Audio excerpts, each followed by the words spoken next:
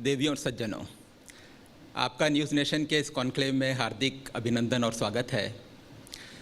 हमारे इस कॉन्क्लेव का विषय है 4 साल चहुमुखी विकास। अगर हम इकोनॉमिक आंकड़ों को देखें तो पिछले 4 साल की कहानी इकोनॉमिक आंकड़े बताते हैं, लेकिन और हम टीवी चैनल में सरकार को जनरली क्रिटिसाइज़ करते हैं और सरकार के जो डेवलपमेंट के काम हैं वो भी हम बताते हैं, लेकिन योगी सरकार का जो सबसे बड़ा अचीवमेंट है जिसको कि हम लोग जनरली टीवी में डिस्कस नहीं करते, वो ये है कि योगी सरकार ने 4 साल में लोगों का ट्रस्ट अर्न किया है। लोगों को अब सरकार में ट्रस्ट होने लगा है, जिसको हम सोशल कैपिटल कहते हैं। अमेरिकी सोशल साइंटिस्ट रॉबर्ट पुटनम की थ्योरी है कि for economic development social capital is more important than human and physical capital.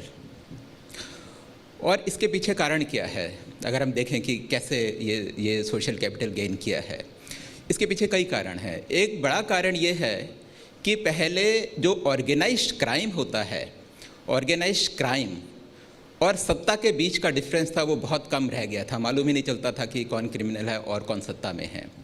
लेकिन योगी जी ने आकर एक एक करके उस स्ट्रक्चर, सारे स्ट्रक्चर को एक एक करके डिमोलिश किया, और यही कारण है कि लोगों का ट्रस्ट आज योगी जी की सरकार के ऊपर बढ़ा।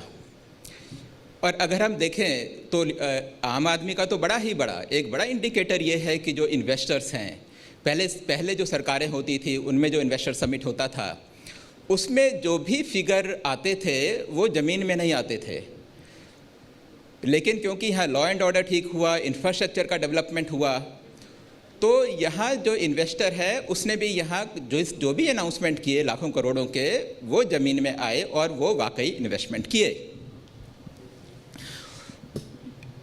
अगर हम देखें तो आम जनता जब चारों तरफ देखती है, टैक्स पेयर के पैसे से इंफ्रास्ट्रक्चर का डेवलपमेंट हो रहा है, मेडिकल कॉलेजेस नए बन रहे हैं, सड़कें बन रही हैं, तो उसका कॉन्फिडेंस सरकार के ऊपर बढ़ता है। जब कोरोना होता है तो सरकार के ऊपर एक आम आदमी में डिपेंड कर सकता है।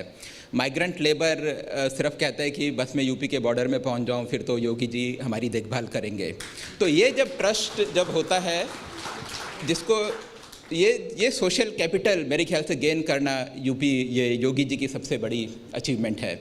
और सरकार का भी ट्रस्ट लोगों पे बढ़ा है। आप देखिएगा कि ये जो इलेक्शन ईयर है, जनरली जो इलेक्शन बजट होते हैं चाहे कोई भी स्टेट हो, वो जनरली पॉपुलिस्ट बजट होते हैं। सरकारें डोल आउट करती हैं और इनडायरेक्टली बोले तो वोट खरीदती हैं। लेकिन योगी जी ने अपने बजट में इंफ्रास्ट्रक्चर में एलोकेशन बढ़ाया है, हेल्थ सेक्टर में एलोकेशन बढ़ाया है, और ऐसे सेक्टर्स में इन्होंने